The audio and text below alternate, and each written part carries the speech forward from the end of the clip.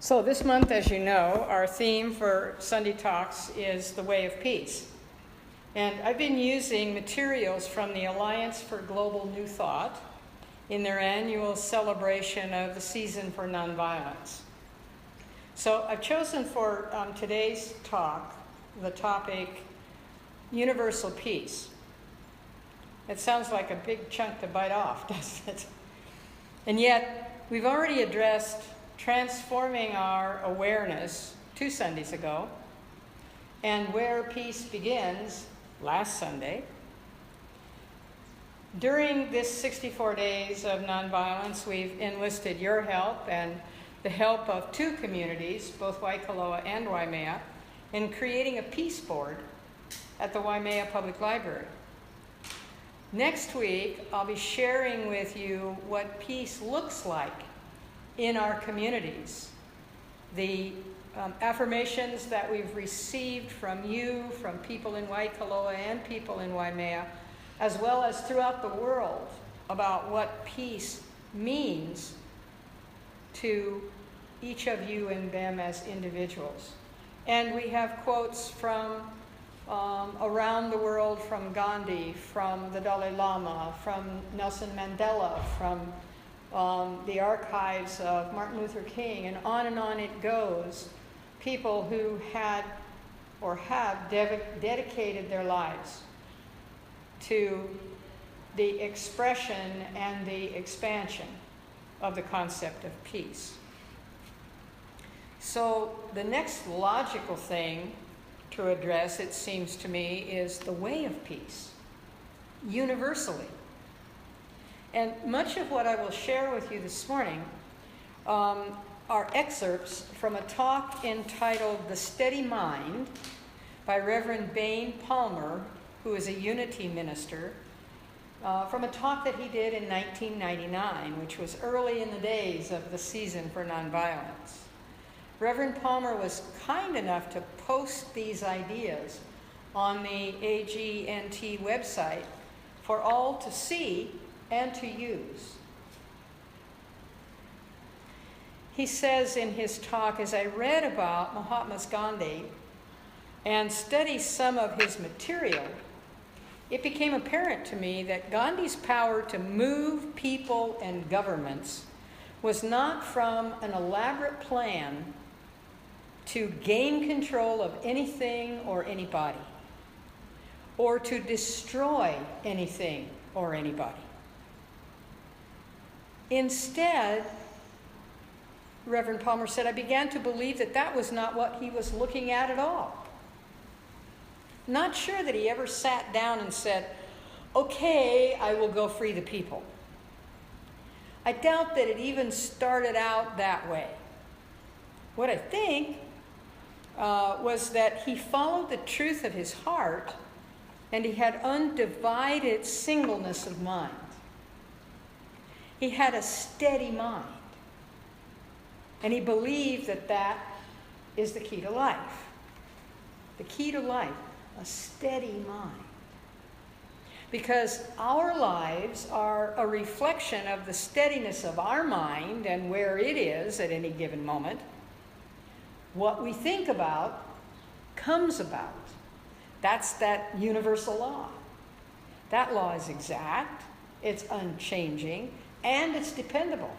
That's the one thing that is changeless in the world, in the universe, in mind, that it allows change. And if that seems like an oxymoron to you, we'll talk individually about that, because it isn't. So Gandhi said this, when I sit down to write, I never think of what I said before. Now, how many of us can really say that? Do we need to remember what we said yesterday so we don't get caught contradicting ourselves today? Gandhi said, my aim is not to be consistent with my previous statements on a given question, but to be consistent with the truth as it may present itself to me at any given moment. The result is that I have grown from truth to truth. Gandhi's father was Hindu, but what he knew was that there was only one universal truth. Regardless of spiritual practice, one universal truth, which of course is what Science of Mind teaches. In fact, all the great spiritual masters' eyes stayed steady on that universal truth. That whatever it might be, as it is truth, we can see it from any direction or any place climbing the mountain of truth. Spiritual masters down through the centuries gained an understanding that there's nothing, absolutely nothing in this outer world of changeable conditions that will give you peace unless it's led by spirit. So there really is only one way. That's unequivocal. There is no option. You are either led by spirit or you are led by the physicality of the world. So how does this work in me? In each one of us? We know that part of our path in this plane of existence is the realization that we're pivotal beings. Some days we're facing spirit. And some days we're facing the ego world, our own or those around us, or both. That's okay. But at some point we need to cease saying, well, I'm only human. Letting that be the excuse to never grow spiritually, or the excuse to stay in our stuff. Rather, we can say, my intention, my objective, my dream, what I choose to do in every breath is to love humanity, to be in a holy relationship with all humanity. So first, let me be in a holy relationship with myself from this moment on, to respect and honor the magnificence in myself, and to allow that to produce my holy relationship with you, and you, and you, and you. That's the way it really works. It doesn't mean giving up a joyful, prosperous life. Quite the opposite. It means offering it through our commitment to universal harmony, order, and balance. And then we get to enjoy all that stuff so much more, because it's so alive and it's so natural. And we're not worrying about it going away or being taken away. It means developing and using what Reverend Palmer called a steady mind. See, once you begin to practice this, and you see the results of your dedication to it, why would you leave it behind? For one thing, it's easier. For another thing, it's much better on you physically and mentally. For another thing, it develops prosperity in a myriad of ways, including but not limited to money. So why would we desert it once we find it? Probably the greatest seminar that's ever been taught was called the Sermon on the Mount. And this, of course, is from the New Testament of the Bible. And in 1938, Emmett Fox, then a minister with Divine Science, which is another offshoot of New Thought or metaphysics, Emmett Fox wrote a book entitled Sermon on the Mount, The Keys to Success in Life. And what he was talking about is, how do we use this in today's world? Now, granted, that was 1938, but that was also some 19 plus 100 years after the original Sermon on the Mount. So it was like an update kind of thing for application in today's world.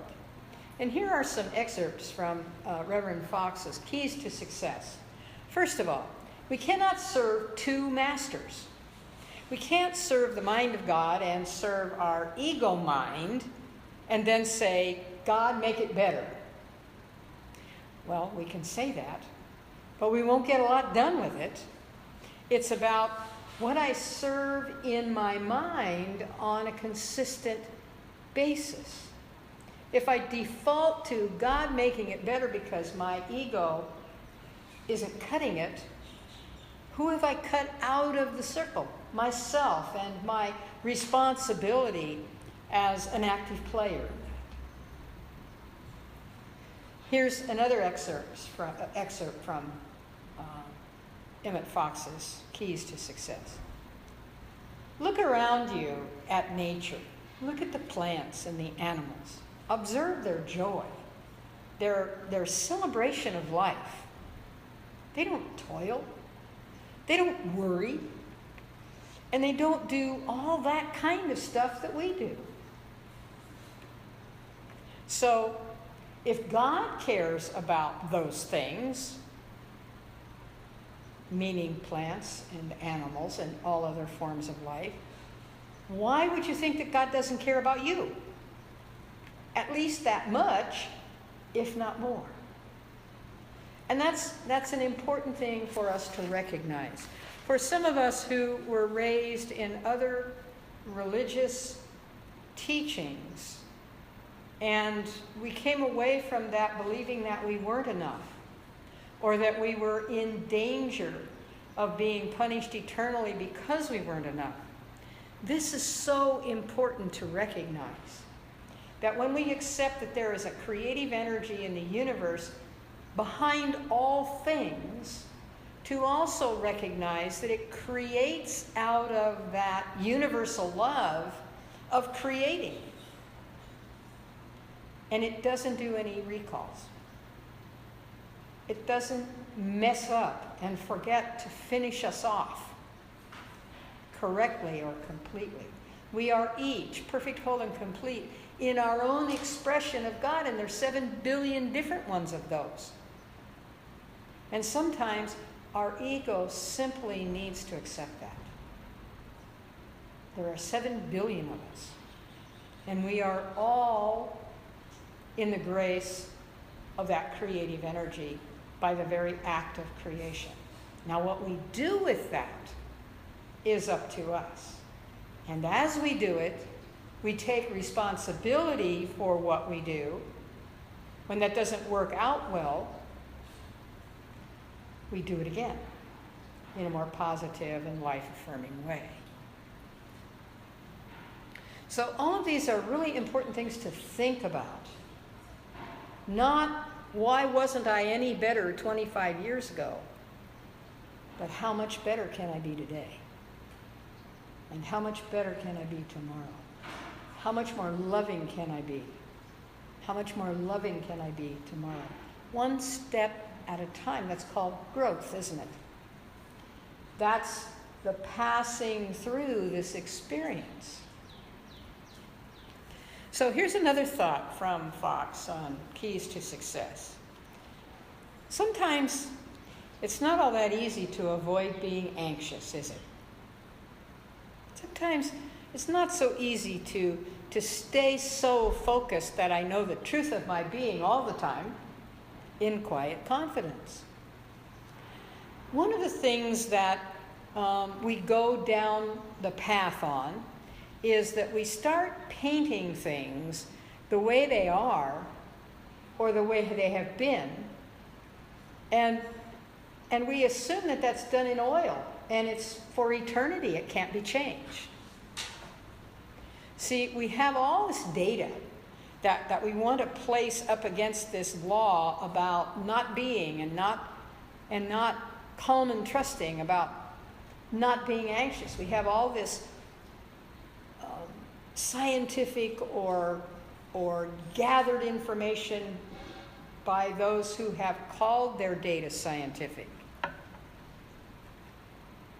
And we want to buy into that whether or not it supports us, this is an opportunity to be more selective and to accept what does support us in a positive way. So, what does that mean?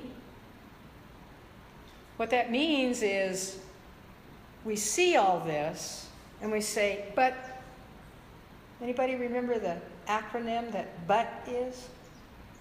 Behold the underlying truth, which is when all that negative stuff comes out, when we lapse back into our story. We keep doing that in our minds. So this is the opportunity to break away from that, playing those old CDs or DVDs if you have a very active memory that picks up the tape running. But the better option is to remember that there is a divine wisdom available to guide you on how to walk this earthly path. First of all, it put you here. It didn't just drop you here and go away and say, you're on your own now, kiddo. But rather to guide you when you are accepting of that guidance. See, there's this divine wisdom that will lead you to the food, to the money, and all the things that are here for you when you choose to accept it. You can be led when you trust Spirit. So let me give you an example. This is such a cute example. It's one that I've never heard before. So I'm trusting that you haven't heard it either. This guy decided that he wanted to compute how much money it would cost per day to feed all the birds in the world. Just the birds in the world. So he was a scientific type, and he knew his computers. So he throws all this stuff into the computer, all this data that he has into the computer bank. And you know what the result was?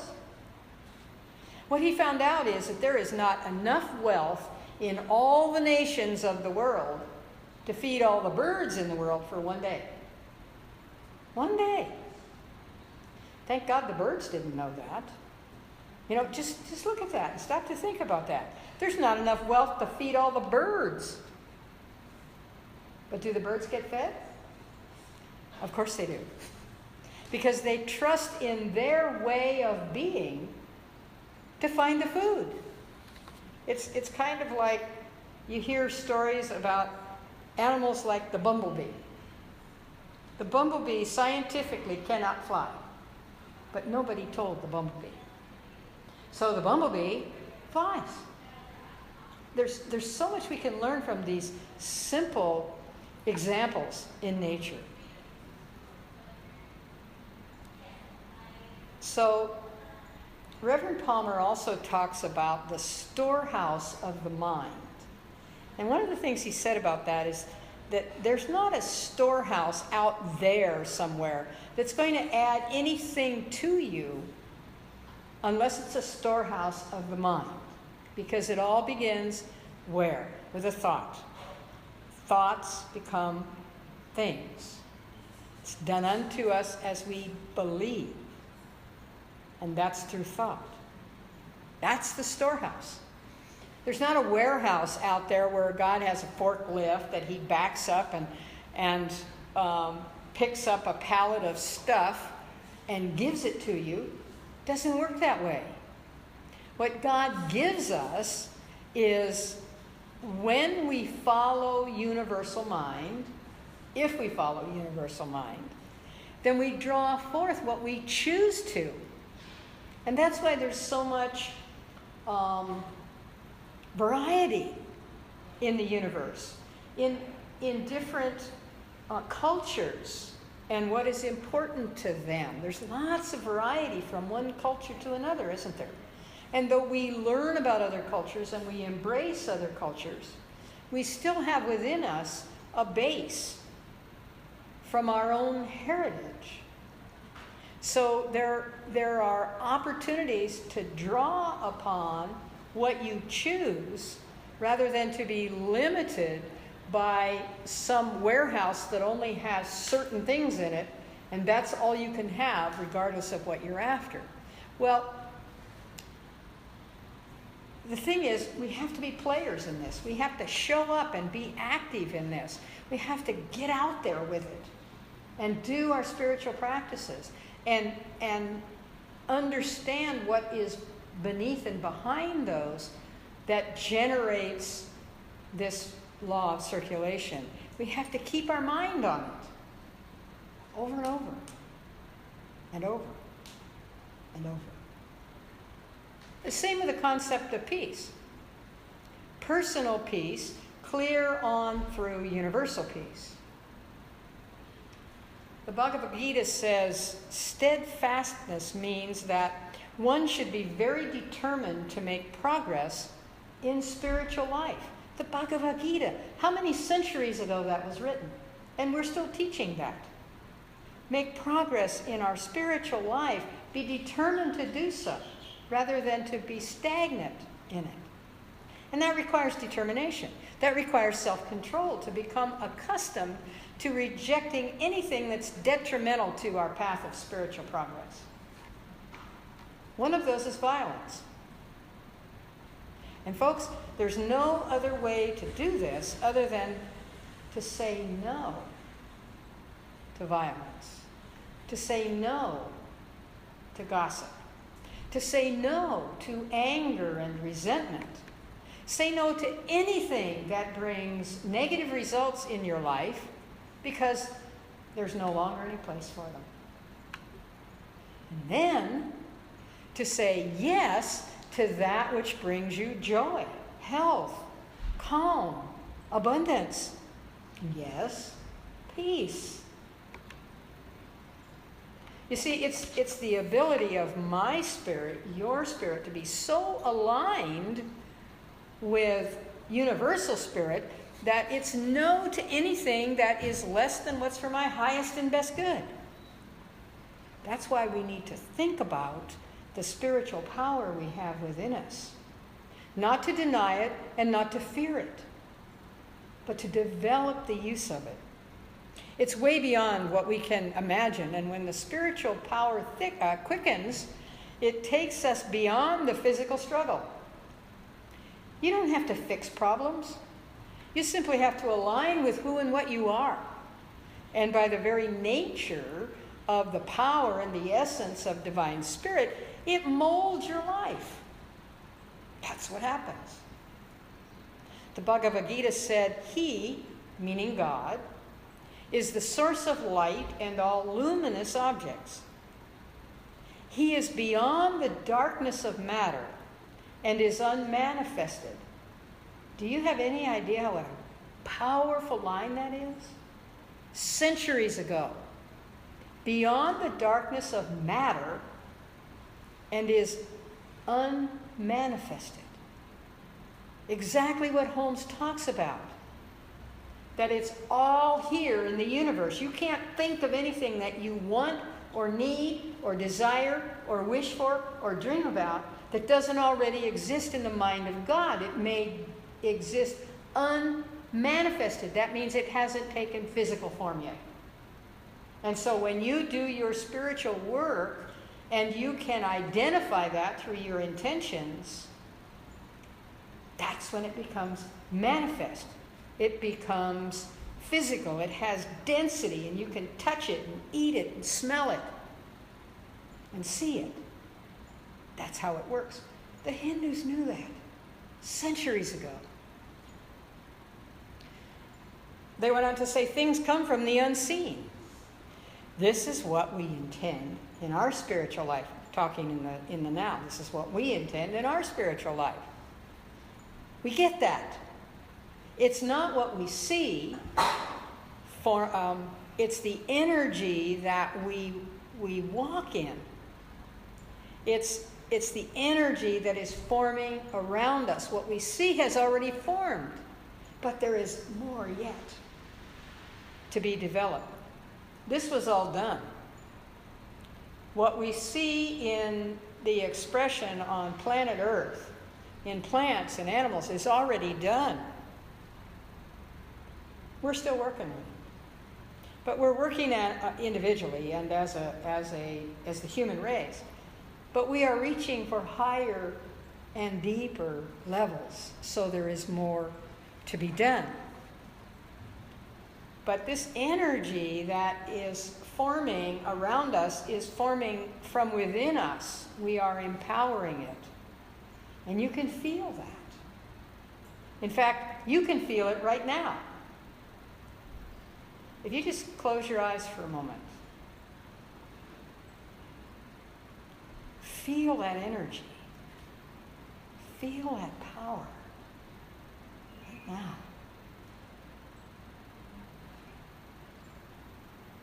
My teacher, Dr. Jackie Belzano, used to say,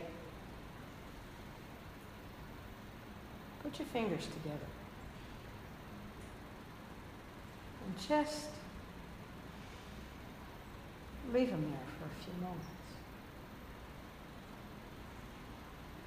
And you can feel it pulsing through your fingers.